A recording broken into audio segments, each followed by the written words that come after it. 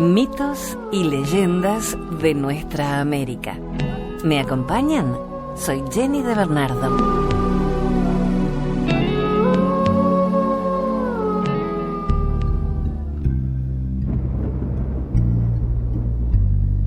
La yerba mate. ¿Por dónde podré bajar?, se preguntaba la solitaria luna paseándose por el cielo. El inmenso espacio azul le parecía una jaula y su único amigo era el aire. Lo envidiaba por su libertad para desplazarse de un lado a otro, jugueteando con las nubes. Su mayor anhelo era pisar esa verde alfombra de las praderas que veía desde arriba y dejarse resbalar por las colinas que descendían hasta un profundo y misterioso manchón azul. «Quiero conocer ese otro cielo que tienen abajo», le contó al aire. «No es el cielo, mi amiga», dijo él, «es el mar». Se acrecentaron sus deseos y en un ataque de mal genio gritó: «¡Quiero bajar! ¡Quiero bajar!». Una estrella peleadora le dijo: «¿Para qué formas berrinche? Eres centinela de la noche y no puedes dejar tu puesto». Al verla llorar lágrimas de plata, las nubes se pusieron de acuerdo.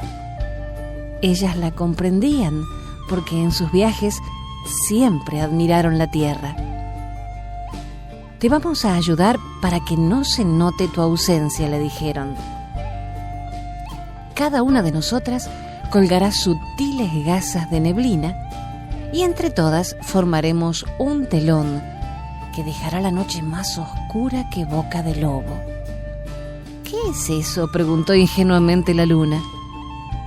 El arco iris prestó su escala de 7 colores y la luna, con una capa negra, un aderezo de tules y una coronita de estrellas como una reina, bajó orgullosa. La tierra le abría al fin sus brazos amorosos, sus lagos y sus abanicos de palmera.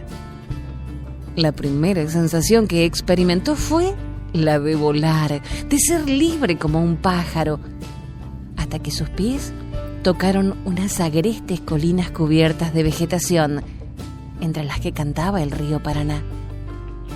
Se volvió niña, fascinada por las flores y los perfumes. Al mirarse en las aguas, su cara redonda le pareció demasiado pálida entre los coloreados frutos. Hubiera querido ponerse trenzas y parecer una campesina. «¿Dónde habrá niños?», se preguntaba, sin saber que era este un lugar tropical y muy desierto. «Ven a nadar», la invitó el río con un murmullo de cascadas. No se hizo rogar la traviesa luna. Se despojó de su capa y tules y de su coronita de estrellas para sumergirse en las rumorosas aguas que se llenaron de reflejos. En el oleaje aparecía y desaparecía cual un barco redondo y blanco, y era ella la que miraba el cielo, un tanto oscuro sin su presencia. Ahora pensaba que he probado los frutos y conozco eso verde que es el pasto, los helechos y el agua. Ahora que he aquietado este deseo de tierra, podré volver a mi sitio y ser para siempre una luz lejana que alumbre los caminos del mundo y las ventanas de sus casas. Pero qué bueno fue mirar desde abajo. Ni se acordaba del cielo y lo encontró lindo. Con su falta de experiencia olvidóse del jaguar, el temible animal de la selva que en las noches busca siempre alguna víctima para calmar su feroz apetito.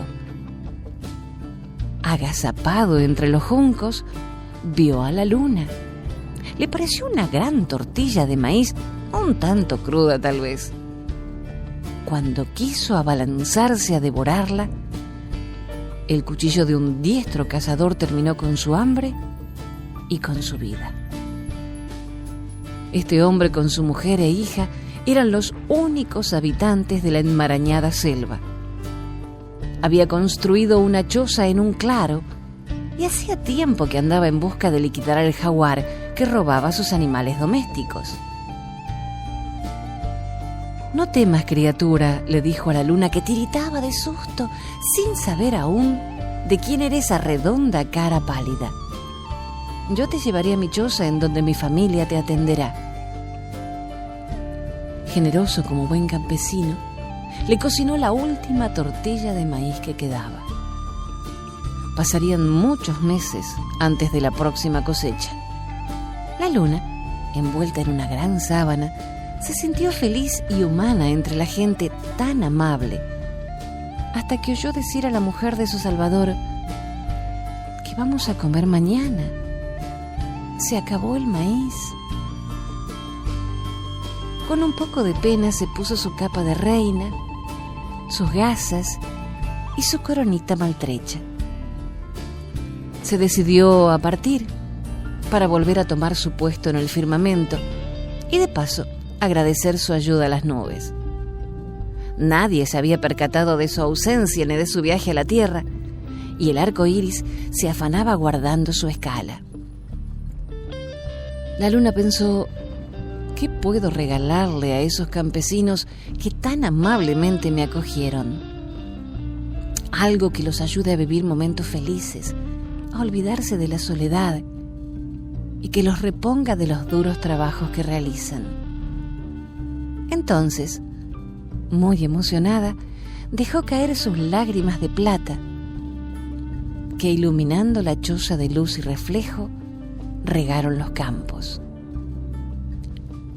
Cuando al amanecer el buen hombre salió de la casa, arbustos desconocidos habían brotado por doquier. Entre el verde oscuro de las hojas asomaban blancas florecillas.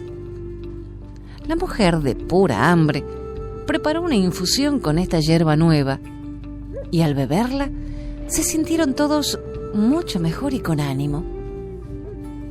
El arbusto cundió como maleza por todas partes y el país se hizo famoso y rico por su yerba mate.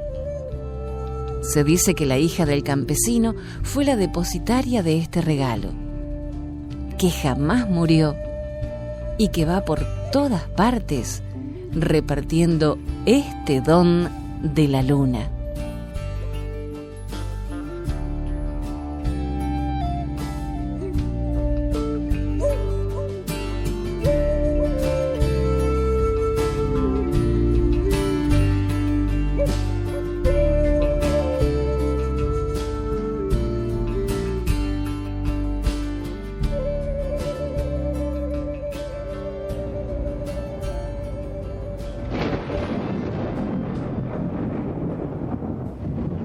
La Cruz del Milagro. Cuenta la historia que el adelantado Juan Torres de Vera y Aragón, en 1587, se propuso fundar una ciudad que fuera a escala natural con Buenos Aires y organizó una expedición que luego de 4 meses llegó al paraje denominado Las Siete Corrientes, sobre el río Las Palmas. El 3 de abril de 1588 se elaboró el acta de fundación de la ciudad de San Juan de la Vera de las Siete Corrientes, en honor al nombre del adelantado, pero con el tiempo solo quedó Corrientes. El adelantado mandó levantar un fuerte y colocar una cruz, símbolo de la cristiandad. Enseguida comenzaron los ataques de los indígenas, pero los españoles, protegidos por el fuerte, siempre lograban triunfar. Los indígenas echaron culpa a la cruz por sus fracasos. Decidieron retirarse, esperar y luego realizar un gran ataque para quemar todo y destruir la cruz, principal causante de sus males.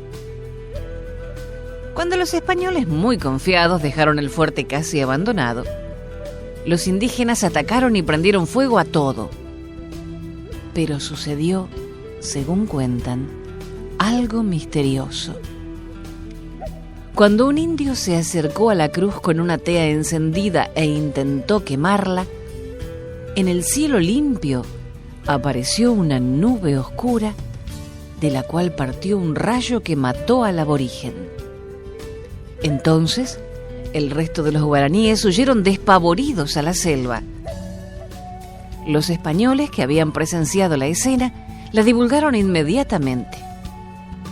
Actualmente aquella cruz de madera se guarda como una reliquia en la Iglesia del Milagro de la ciudad de Corrientes.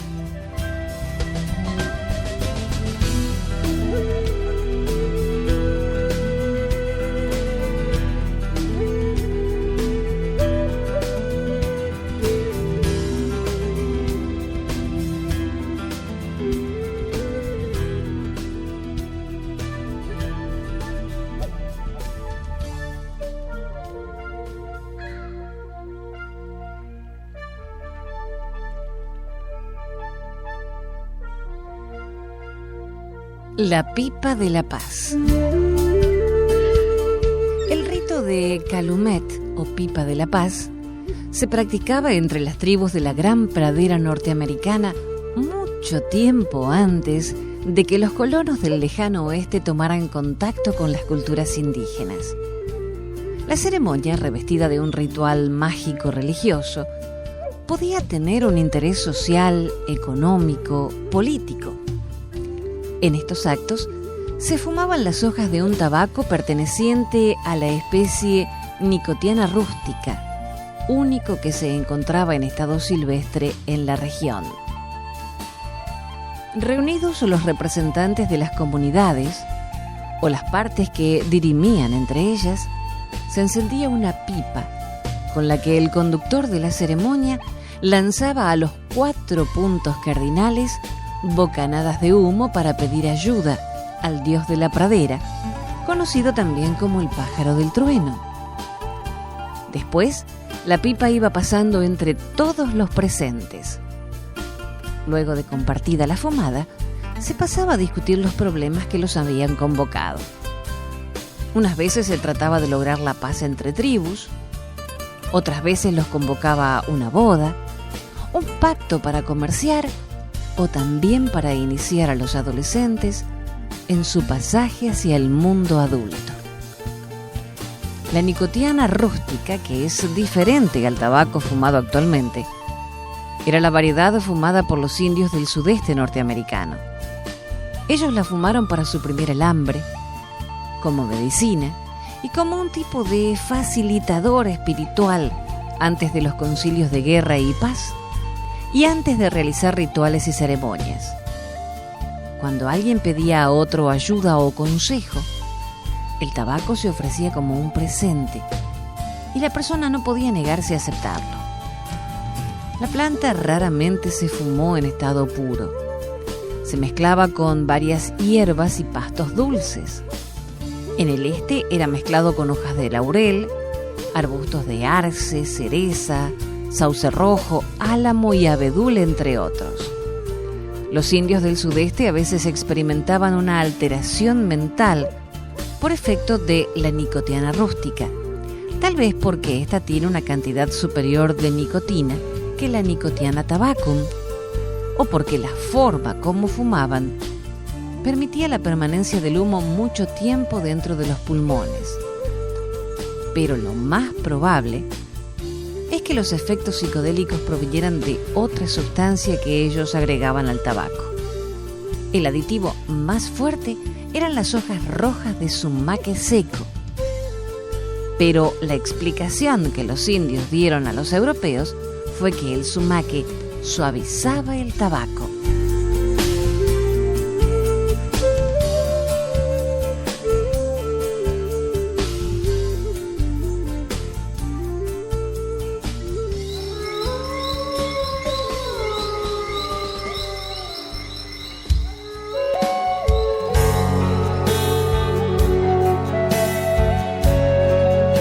Hacemos una breve pausa y enseguida continuamos con mitos y leyendas junto a la música del grupo ecuatoriano Causac.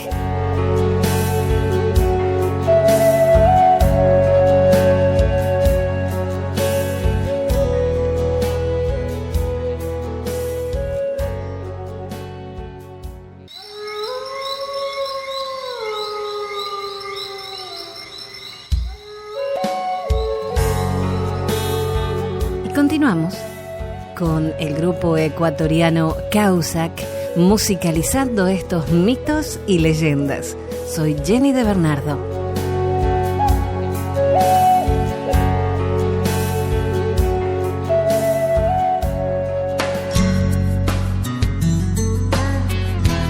La leyenda del hombre lobo en América del Norte.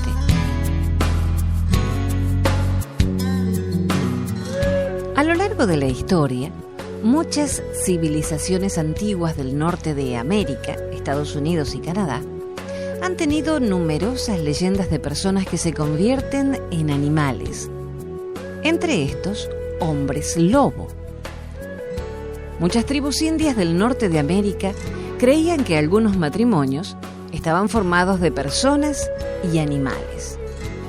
Durante la noche era posible ver a estos animales, pero durante el día volvían a su forma humana con solo quitarse la piel del animal. Por su parte, otras tribus se creían descendientes de un matrimonio entre un humano y un animal, y por tanto estaban de por vida relacionados con este y eran capaces de desarrollar sus habilidades. Algunos guerreros indios creían incluso que en el cuerpo de un animal residía su alma, y si éste era herido, entonces el guerrero moría. Los franceses, al colonizar el territorio que hoy en día es Canadá, llevaron consigo esas nuevas tierras muchas de las leyendas y las creencias en los hombres lobo. Se decía, por ejemplo, que muchos de los antiguos habitantes del Canadá, al ser convertidos al cristianismo, se volvían hombres lobo que vivían como personas durante el día y durante la noche dejaban su forma humana para salir a los bosques y atacar en forma de lobo a los verdaderos cristianos, generalmente franceses emigrantes. Algunas otras leyendas afirmaban que los lobos solían visitar de noche los cementerios y comer los cuerpos recién enterrados. Por último, había leyendas que aseguraban que los hombres lobo eran seres que estaban pagando alguna culpa y eran condenados a vagar todas las noches en la oscuridad de los bosques y solo alcanzarían el perdón hasta que un sacerdote les diera la bendición o bien fueran asesinados con una bala de plata. Los Nootka, tribu de la costa noroeste de América, celebraban cada invierno con sus jóvenes guerreros una ceremonia de iniciación en el culto secreto a los lobos, a la que llamaban Kuluana. En dicha ceremonia, los miembros más viejos de la tribu se cubrían la frente con una manta blanca para formar una máscara de lobo con la cual ponían a prueba la valentía del joven guerrero. La ceremonia del Kuluana tiene su origen en una leyenda del mismo nombre. Esta leyenda cuenta la historia de 4 hermanos que huyeron a la isla Nootka cuando su tribu fue vencida por tribus vecinas. Hassas, el más joven de los hermanos, se empeñó en encontrar el saber de los lobos. En aquel entonces se afirmaba que los lobos poseían todo el conocimiento. Así que se disfrazó con la piel de una foca y cuando los lobos lo encontraron, lo llevaron hasta su guarida para devorarlo. Cuando llegaron a la guarida y los lobos se disponían a comerlo, Hassas reveló su verdadera identidad. Los lobos, al descubrir al joven, sintieron gran admiración por su astucia y le enseñaron durante 4 días las danzas y los rituales de los lobos, lo que lo convirtió en un hombre tan fuerte como las bestias. Los lobos, por su parte, usaron máscaras con rostros humanos. Al 4.º día, los lobos entregaron a Hassas un bastón encantado y lo enviaron de regreso a la isla para que enseñara a sus hermanos y demás hombres de la tribu los secretos del poder de los lobos.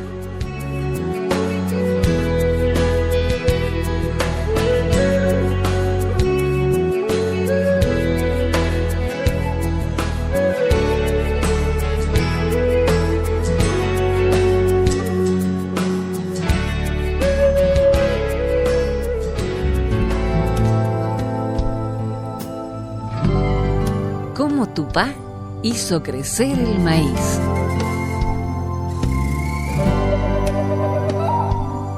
Todo el país de los guaraníes sufría una gran sequía. Los 2 ríos que pasaban por la región ya casi no llevaban agua y los peces habían muerto. Ya no se extraía alimento. Ya no valía la pena arrojar atarrayas. Los cazadores regresaban de la selva sin haber encontrado qué cazar. Los pantanos se habían secado y los pájaros se habían ido por falta de agua. Era la primera vez que los guaraníes aguantaban hambre. Le habían rogado a Tupá que les mandara la lluvia, pero el cielo continuaba azul y el sol ardía y quemaba lo poco verde que todavía se podía encontrar en los rincones sombríos. La tierra se había endurecido y ahora se abría bajo las pisadas de los hombres que salían de la región en busca de comida. Pero en todas partes se veía la misma miseria. Muchos murieron. Tupá no ayudará, decían los que quedaban desesperados. Entre estos había 2 guerreros solteros que marchaban delante de los demás. A Abatí y Ñandé, que así se llamaban los guerreros, les daba lástima el llanto de los niños y estaban dispuestos a arriesgar sus vidas para salvarlos. Un día estaban discutiendo las necesidades de los suyos y nuevamente aseguraron: daríamos nuestra vida para aliviar el hambre de nuestros hermanos. Apenas pronunciaron estas palabras, apareció ante ellos un hombre desconocido que les dijo: escuché sus palabras.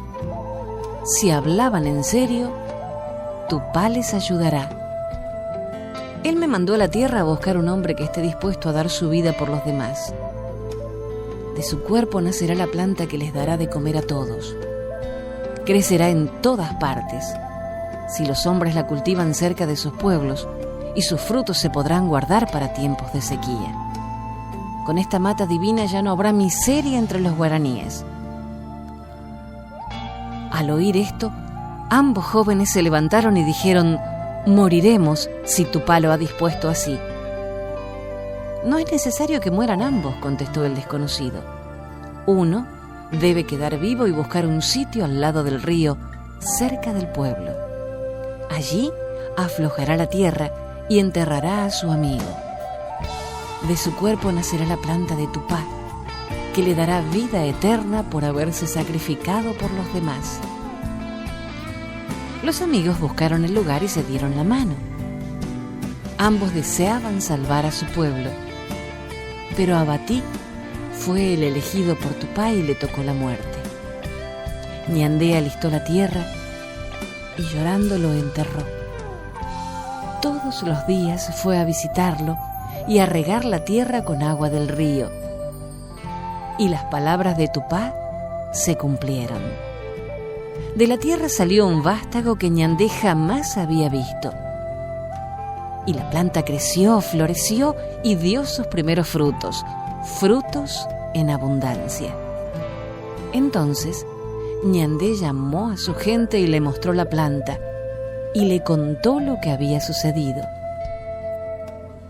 Cuando terminó su cuento, apareció aquel desconocido y exclamó: Ñandé les dijo la verdad. Abatí vivirá para siempre, mientras ustedes siembren los granos secos de esta mata y cuiden los surcos. Tupá mandará la lluvia y nunca volverá a haber hambre entre los guaraníes. Los hombres se inclinaron ante el mensajero de Tupá y luego empezaron a festejar el acontecimiento, bailando, cantando y alabando a su creador. Y desde entonces crece el maíz y los nutre a todos con sus frutos deliciosos.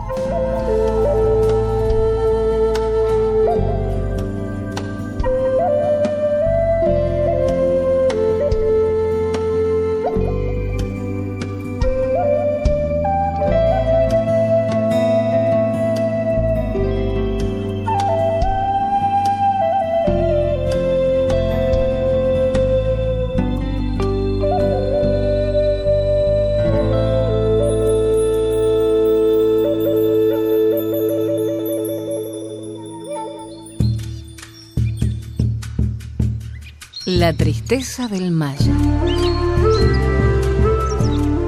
Desde comienzos de su civilización, hace aproximadamente 3000 años, los mayas han elaborado cuentos, leyendas y fábulas referidos a personajes míticos, al orden y a las leyes de la naturaleza. Resultado de la experiencia individual y colectiva de un pueblo, así como producto de la imaginación, estos relatos nos ayudan a entender una forma de vida y nos permiten la entrada a una de las más misteriosas culturas de la historia. El relato que presentamos aquí es, hasta donde se sabe, de autor anónimo y corresponde a una fecha indeterminada. En cambio, son muy precisas su localización, la península de Yucatán en México, y su procedencia maya. Esta fábula se titula La tristeza del maya.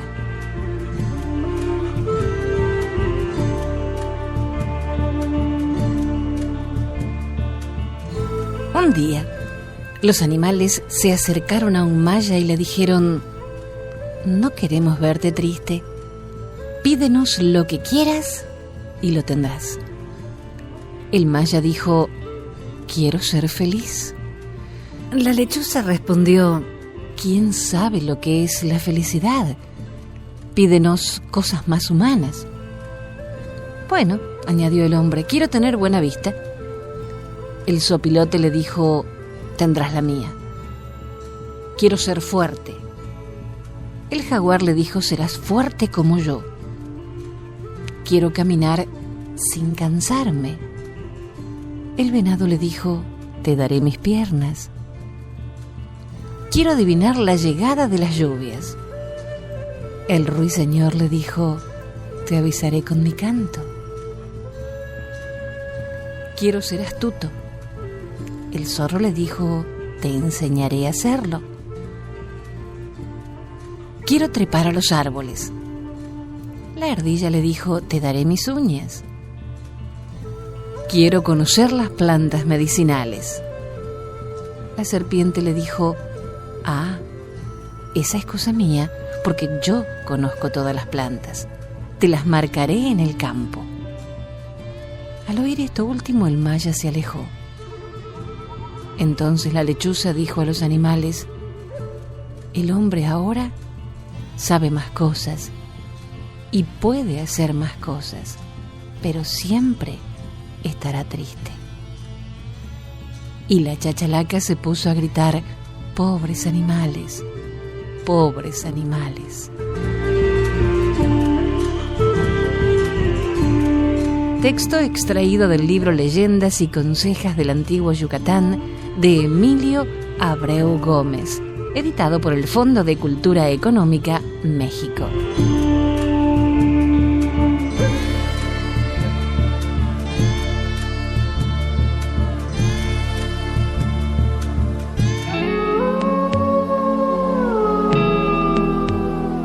Con la música de Causac nos vamos hasta un próximo encuentro.